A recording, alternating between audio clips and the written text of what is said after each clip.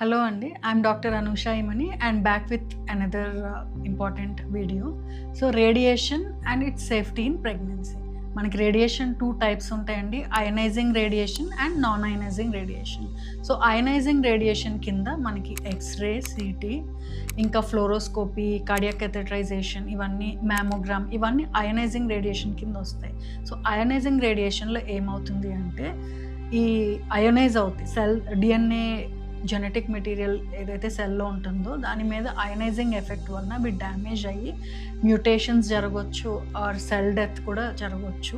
So దీనివలన cancers లాంటి effects ఉంటాయి. So ionising as much as possible avoid చేస్తే better, especially in pregnancy. Non ionising radiation కూడా ఉంటుందండి మనకి, like ultrasound and MRI. So non ionising రేడియేషన్లో ఇలాంటి ఎఫెక్ట్ ఏమి ఉండదు. సో ఇవి సేఫ్గా మనం ఈవెన్ ప్రెగ్నెన్సీలో చేసుకోవచ్చు. సో నాన్ అయనైజింగ్ రేడియేషన్లో డయాగ్నోస్టిక్ అప్రోచెస్ అన్నిటి చాలా సేఫ్గా మనం చేసుకోవచ్చు అండి. బట్ మోర్ డోసెస్లో వచ్చినట్టయితే హీటింగ్ ఎఫెక్ట్ ఉండొచ్చు. హీటింగ్ ఎఫెక్ట్ వల్ల టిష్యూస్లో క్యావిటేషన్ జరగవచ్చు. ఇది ఒక బ్యాడ్ ఎఫెక్ట్ అని చెప్పవచ్చు.